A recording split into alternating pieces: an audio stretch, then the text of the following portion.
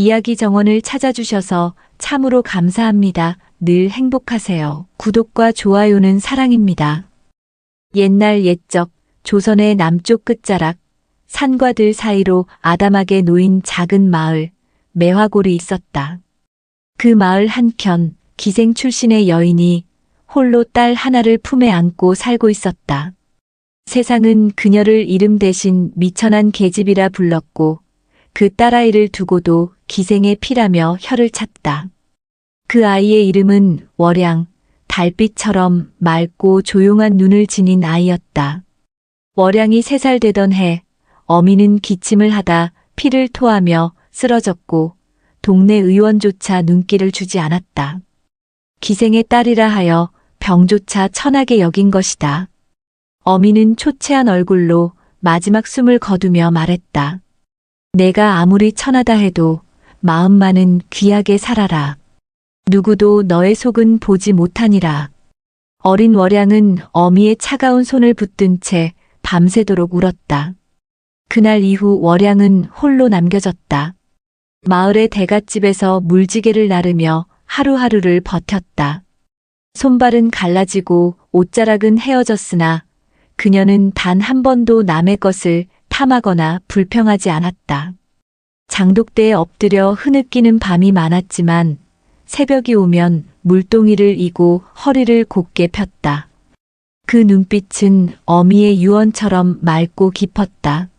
마을 사람들은 그녀를 천하디천한 계집이라 했고 아이들은 돌을 던지며 조롱했으나 월양은 그저 웃으며 피했다. 그러나 그녀의 눈엔 늘 슬픔보다 더 깊은 무언가가 서려 있었다. 그건 말 못할 그리움과 세상 어디엔가 따뜻한 품이 있으리라는 간절한 희망이었다. 그녀는 하늘을 보며 속으로 묵묵히 되뇌었다. 나는 귀하게 살아야 해. 반드시. 그녀는 한 번도 글을 배운 적 없었지만 시장터에 고서 상인이 찢어진 종이를 내주면 밤새도록 따라 쓰며 글씨를 익혔다. 물지개질 끝에 남는 품삯으로 작은 붓 하나를 샀을 때 그녀는 하염없이 울었다. 그 붓은 그녀가 스스로를 귀하게 여긴 첫 물건이었다. 그날 이후로 그녀는 비로소 스스로의 이름을 또박또박 적기 시작했다. 월양이 15이 되던 해 그녀의 맑은 눈동자와 정갈한 말씨는 마을 바깥에서도 소문이 돌기 시작했다. 누군가는 말하기를 기생의 딸이라 해도 저 아이는 곧 신선이 내려온 듯하다 했고 또 누군가는 혀를 차며 저런 아이가 세상에 설 자리가 어디 있겠느냐 했다. 하지만 월양은 그 모든 시선 앞에서도 고개를 숙이지 않았다. 세상은 그녀를 천하게 보았지만 그녀는 스스로를 그렇게 여기지 않았다. 마음속 깊은 곳에 어머니가 남긴 말이 뿌리처럼 자리 잡고 있었기 때문이다. 누구도 너의 속은 보지 못하니라는 그 말은 그녀의 모든 날을 버티게 한 한 줄기 빛이었다. 그 빛은 작고 여렸지만 결코 꺼지지 않았다.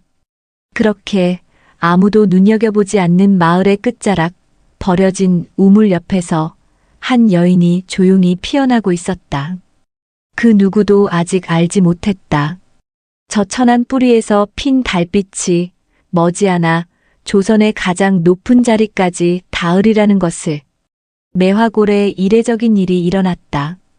왕세자가 지방 순시 중 잠시 머물기 위해 인근 군현을 둘러보게 되었고 인근 고을 원님의 집에서 작지만 성대한 연회가 열렸다. 고을 안의 장정들과 처자들이 모두 나와 거리며 구경하였고 대갓집들에서는 상과 잔치를 내어 걸음을 멈춘 왕세자의 눈길을 사로잡으려 애썼다. 월양은 그날도 물지개를 짊어지고 대갓집 잔치집으로 물을 날랐다. 누구보다 많은 짐을 지고도 누구보다 조용히 제 할 일을 다하는 그녀의 모습은 상아빛 고름을 입고 가채를 얹은 여인들 틈에서도 묘하게 빛을 발했다. 그러나 아무도 그녀를 눈여겨보지 않았다. 그저 땀과 먼지로 얼룩진 계집 하나일 뿐이라 여겼다. 세자는 창밖을 우연히 바라보다 우물터로 물동이를 지고 향하는 월양을 보았다. 잠시 시선이 멈추었다. 그녀의 뒷모습은 비록 누추했지만 그 발걸음엔 단단함과 맑음이 깃들어 있었다. 그는 무심히 시선을 거두었지만 마음 한구석에선 그 모습이 지워지지 않았다. 마치 오래전 꿈속에서 본 듯한 장면 같았다. 그날 밤 잔치가 무르익었지만 세자는 술잔을 들지 않았다. 대신 조용히 사람을 불러 물었다. 아까 우물터로 물을 나르던 그 아이는 누구냐? 하인들은 놀란 눈으로 서로를 쳐다보다가 머뭇거리며 답했다. 기생의 딸이라 하나 이름은 월양이라 합니다. 궁금증은 점점 깊어졌다. 세자는 밤이 늦도록 잠을 이루지 못했고 이튿날 새벽 몰래 걷어 입은 평복을 두르고 마을로 나섰다. 매화골 골목을 돌아 우물가에 도착했을 때 아직 이른 시각인데도 월양은 물동이를 들고 있었다. 두 사람의 눈이 처음으로 마주친 순간 그 사이엔 바람도 소리도 멎었다. 너는 왜 이리 이른 새벽에 나왔느냐? 낯선 이의 물음에 월양은 조용히 웃으며 대답했다.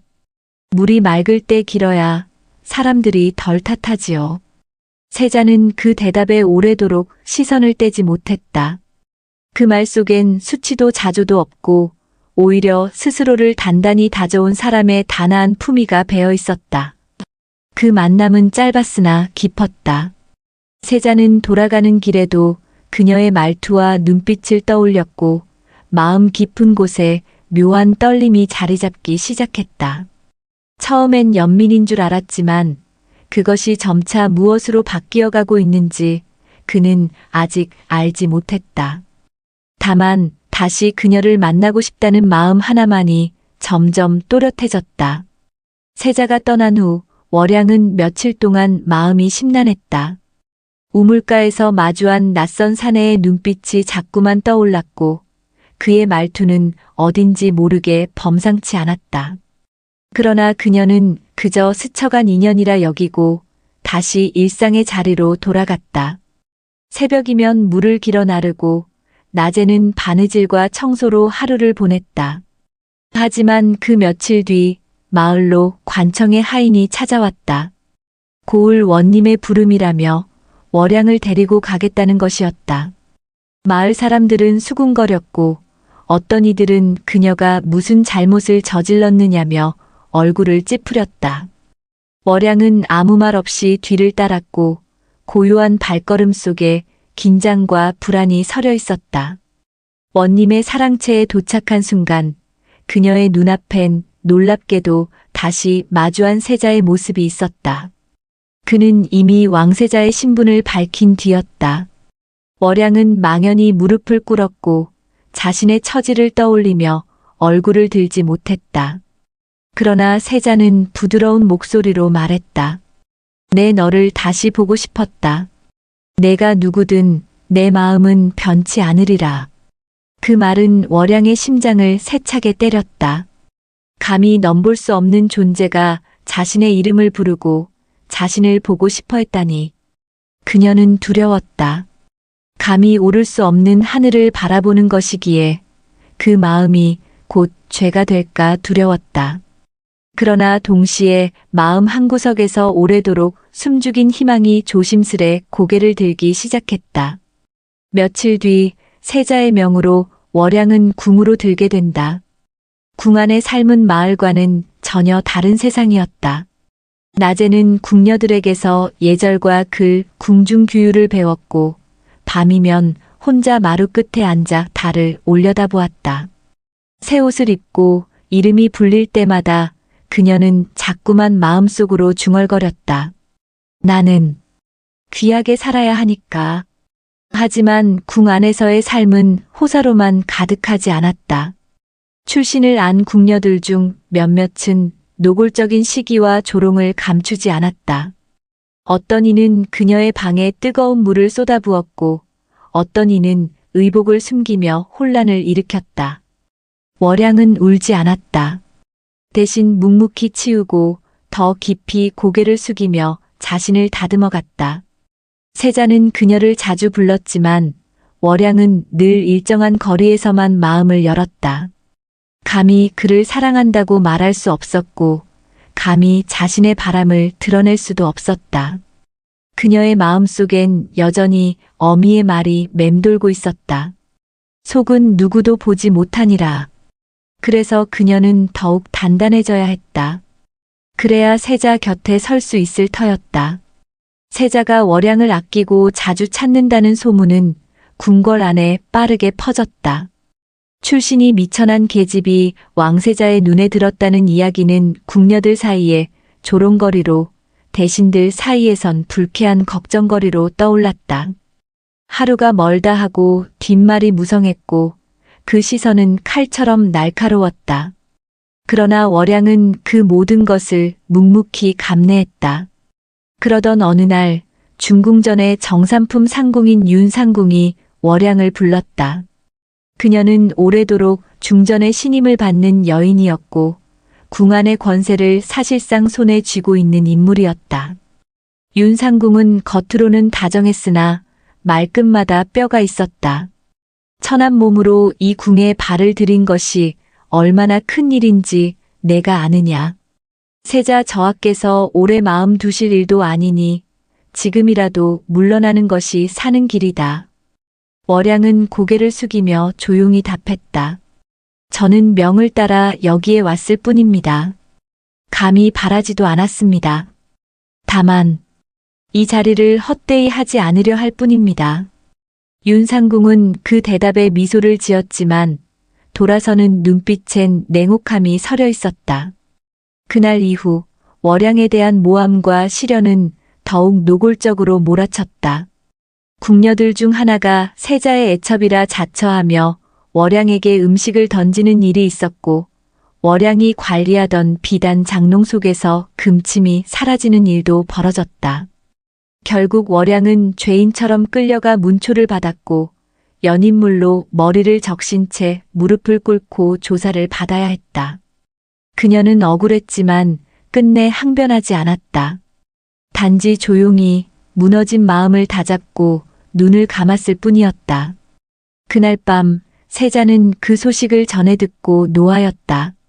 월양이 억울한 누명을 쓰고도 끝내 자신에게 말하지 않았다는 사실에 마음이 무거워졌다.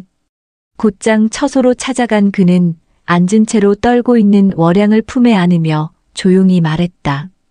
내가 지켜주지 못해 미안하다. 내가 아니면 누구에게 이 마음을 내어놓겠느냐. 이제는 나를 피하지 말아다오. 월양은 그 품속에서 눈물을 흘렸다.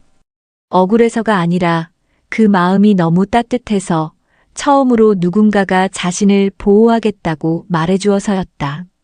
그러나 동시에 두려움도 엄습했다. 그 품이 클수록 그 안에 숨을수록 자신의 천한 피가 이 모든 것을 더럽힐까 두려웠다. 그래서 그녀는 말없이 고개를 끄덕일 수밖에 없었다. 세자는 이후 그녀를 더욱 공공연히 곁에 두기 시작했다. 연회의 자리에도 동석하게 하였고 병이 난 중전 대신 월양에게 백관의 부인들을 맡게 하였다. 대신들은 분노하였고 조정은 술렁였다. 감히 기생의 딸을 중전의 자리에 들릴 셈이냐는 비난이 쏟아졌지만 세자는 뜻을 굽히지 않았다. 그녀는 나의 사람이다라는 말 한마디가 궁을 뒤흔들었다. 하지만 월양은 그 말의 무게를 알고 있었다. 그것은 달콤한 약속이 아닌 더 거센 풍파가 몰아칠 예고와도 같았다. 달빛은 아름다웠지만 그 빛 아래에 선다는 것은 언제든 바람에 흔들릴 준비가 되어 있어야 한다는 뜻이었다. 그녀는 밤마다 마음속으로 되뇌었다. 나는 무너지지 않으리라. 감히 이 자리에 섰으니 끝까지 버텨야 한다. 세자의 굳은 뜻에도 불구하고 조정은 점점 더 격렬히 반발했다. 대소신료들은 입을 모아 아뢰었다. 천비의 자식을 중전으로 삼는다면 조선의 근본이 흔들립니다. 그 말들은 차가운 칼날이 되어 궁 안을 맴돌았고 월양은 자신이 세자에게 짐이 되는 것은 아닌지 자문하며 밤마다 잠 못 이루었다. 어느 날 국혼을 앞두고 정해졌던 세자의 혼처가 문중의 반발로 파기되었다. 양반가의 규수가 자신은 기생의 딸과 같은 자리에 설 수 없다며 기어코 사퇴를 요청한 것이다. 이를 기화로 조정은 세자에게 새 혼처를 강하게 압박했고 심지어 국왕마저도 신하들의 뜻을 무시할 수는 없다고 완곡히 뜻을 내비쳤다. 세자는 침묵 속에서 밤새도록 궁을 걸었다. 그리고 새벽녘 월양의 처소로 찾아왔다. 초췌한 얼굴에 붉어진 눈동자를 한 그가 조용히 무릎을 꿇었다. 내가 아니면 안 된다. 단 한 번뿐인 이 인생에서 마음을 속이고 살 순 없다. 비록 그 길이 가시밭이라 해도 내 손을 놓지 않겠다. 월양은 말없이 그를 바라보았다. 마음은 터질 듯 벅차올랐지만 그녀는 조용히 고개를 저었다. 저하, 제가 감히 그 자리를 탐하는 것이 아닙니다. 저로 인해 저하께서 세상의 비난을 받으시는 것이 더는 견딜 수 없습니다. 그러나 세자는 단호히 답했다. 내가 너를 믿지 못한다면 내가 누구를 믿겠느냐. 내 곁에서 함께 싸워다오. 그날 이후 세자는 국왕에게 정식으로 상소를 올렸다. 신분이 아니라 사람을 보고 짝을 택하고자 합니다. 부디 한 사람의 삶과 진심을 귀히 여겨주시옵소서. 나라 전체가 술렁였다. 백성들 사이에서도 말이 많았다. 천한 계집이 중전이 된단 말이냐는 수군거림과 함께 어떤 이는 진심을 보는 저하야말로 진정한 군왕이 될 그릇이라며 지지하였다. 이에 국왕은 깊은 고민 끝에 조건을 걸었다. 백성들의 뜻을 먼저 물어보자. 너의 결정이 진심이라면 그 진심을 백성이 알아볼 것이다. 이윽고 한양에 방이 붙고 도성 곳곳에 소지를 접수할 상자들이 놓였다. 궁궐도 시전도 장터도 술렁였고 이 일은 전국으로 퍼져나갔다. 월양은 그 모든 과정을 조용히 지켜보았다. 그녀는 아무 말도 하지 않았다. 다만 밤마다 궐 뒤에 연못가에 나가 어머니에게 말을 건넸다. 어미, 나 이제 도망치지 않을게요. 누군가 날 봐준다면 그것만으로도 저는 살아갈 이유가 됩니다.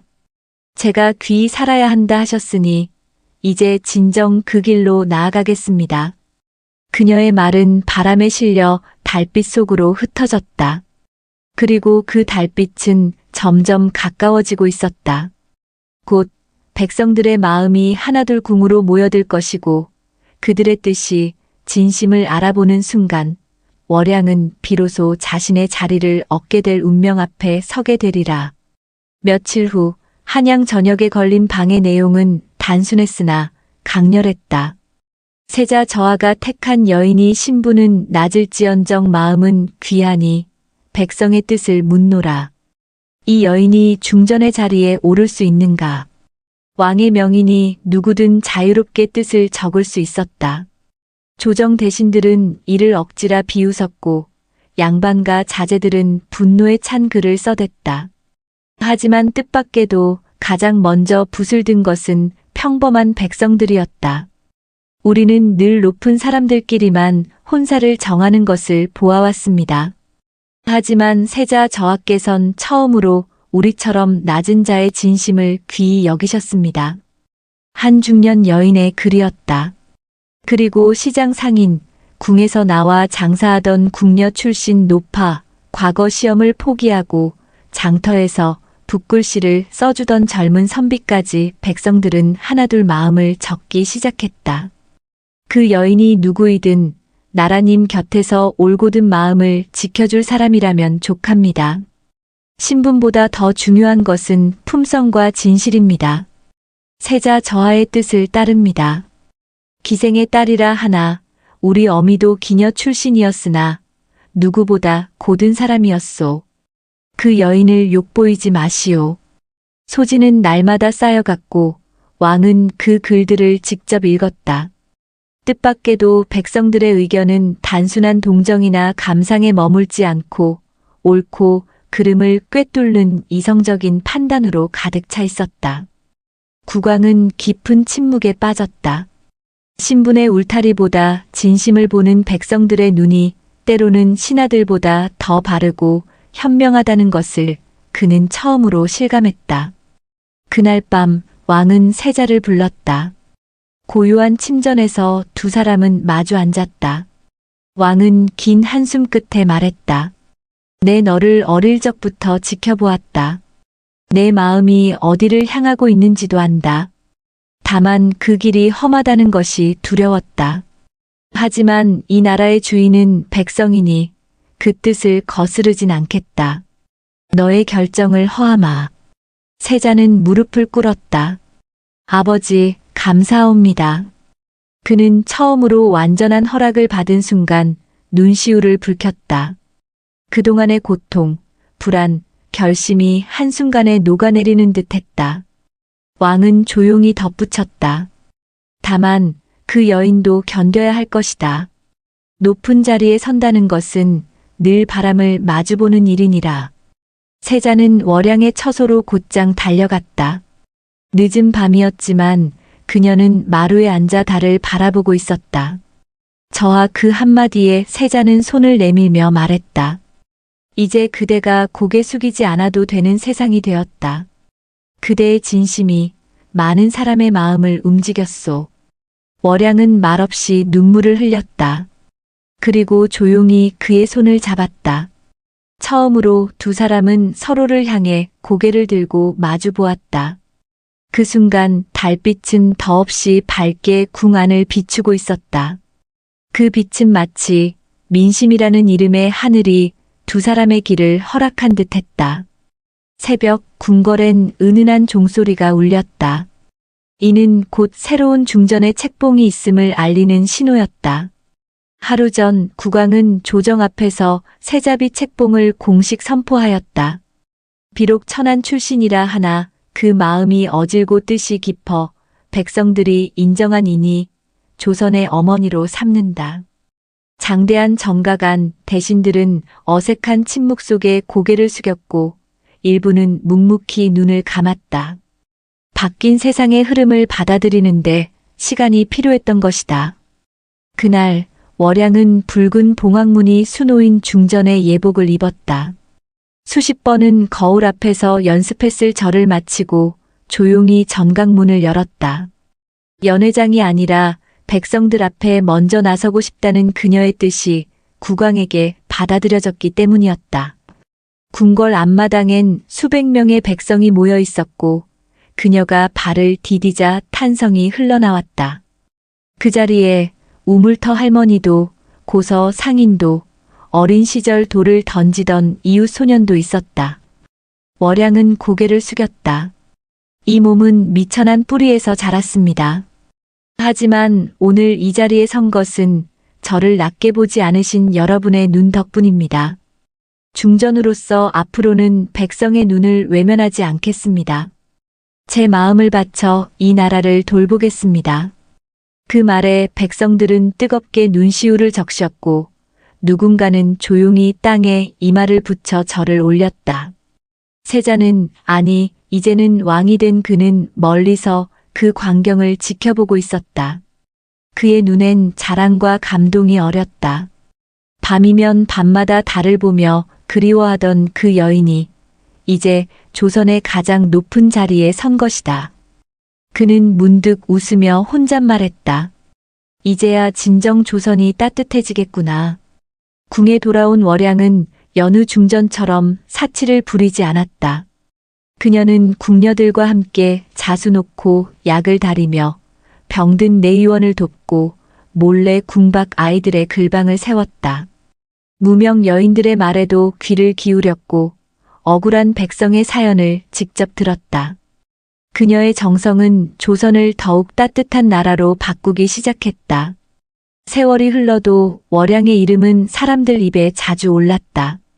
백성들은 그녀를 달빛 중전이라 불렀고 매화골의 옛 우물터는 사람들이 찾아와 기도를 드리는 성지처럼 되었다.